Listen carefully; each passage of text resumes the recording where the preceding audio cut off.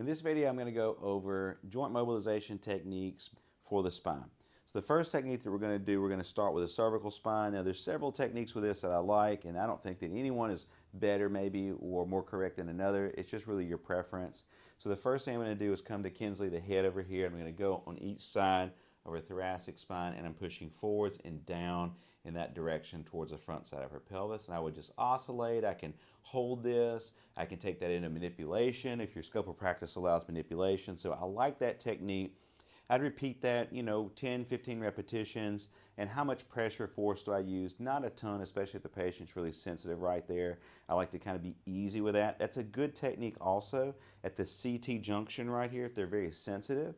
And so you can do that to try to mobilize a little bit and take a little pressure off of those joints and cause a little, tone modulation there. So I like that technique. The next one we're going to do, I like this one if the patient's having radicular symptoms down their arm.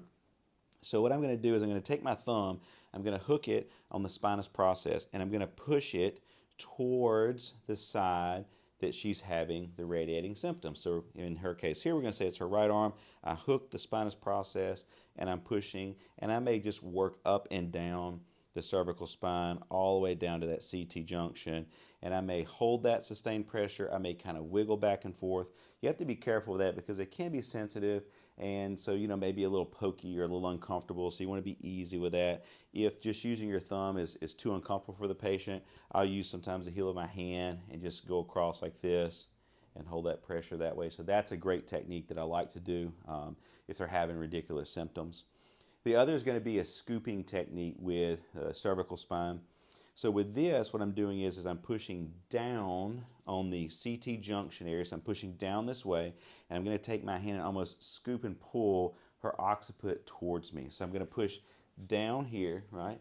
And then I'm going to take my hand here, and I'm going to scoop towards me. So I'm scooping towards me, and I'm pushing down at the same time. And I would just hold this maybe 10, 15 seconds, maybe even up to a minute if I can, although a minute's a pretty good, long while to hold that. You have to be careful not to mash the patient's face, nose down into the mat or the couch or whatever you're using. So again, I like that technique. That's a good traction technique that you can do for somebody for the cervical spine. Now we're going to move down to the thoracic spine. So there's several techniques that you can do here. I don't necessarily, again, have one that's my favorite, but I do like to come in. We're going to start the first one. I take my hands kind of in this kind of shape here. And I'm going to go on both sides of Kinsley's thoracic spine. I'm going to push down and forward. So down and forwards.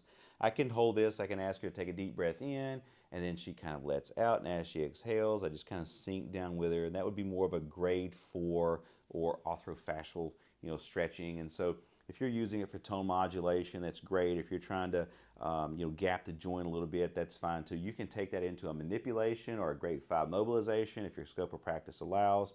But again, for this purpose, I'm just showing just that gentle mobilization. Sometimes I'll oscillate. I'll work my, kind of way down the T-spine here and kind of oscillate.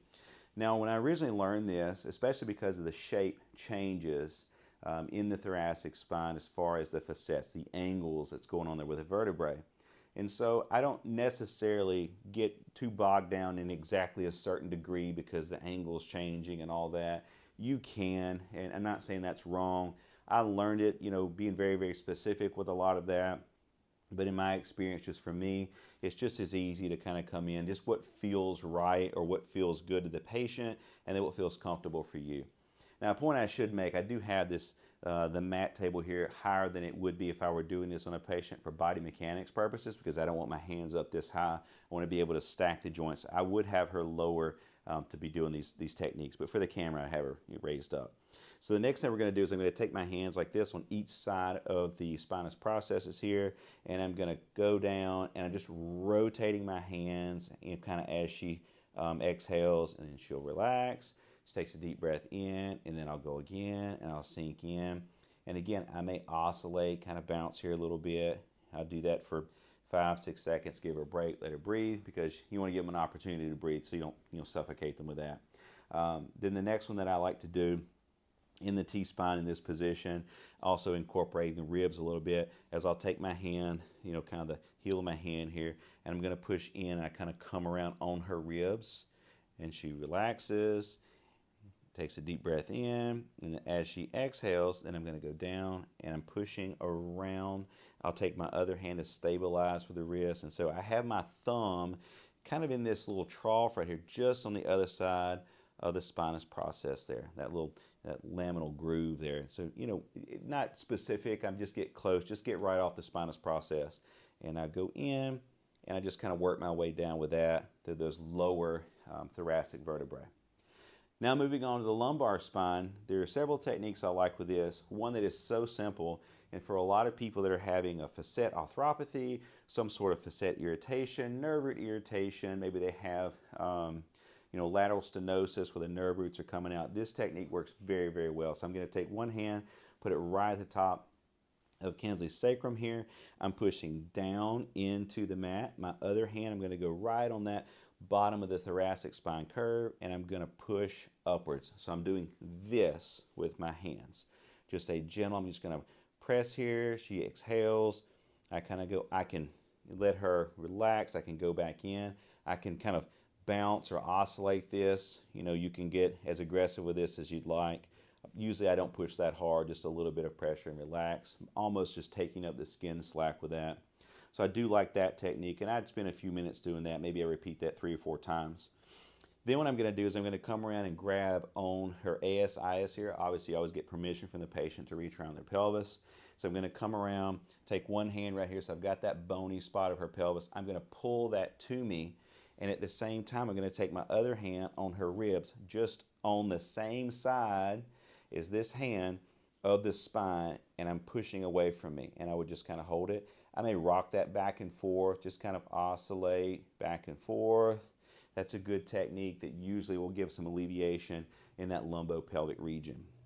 And so now the other one that you can do is also just direct P to A, so posterior to anterior. Now, also can do this in the cervical spine, and just using your thumb and just kind of pushing down in that cervical spine area. For the lumbar, I usually will take this area of my hand here, almost like a knife edge, and I will go in, and then I'll reinforce with my other hand and just kind of push down. If that's really sensitive, maybe I take my hand in this position so that my fingers are pointing upwards, and I press down, entire hand that way. And again, she would be lower, and I would reinforce my joints when I did this. Now, working all the way down to the sacrum and the SI joints, there are a couple of techniques here that I like. One is going to be, I'm going to go on both sides of her PSIS bones here.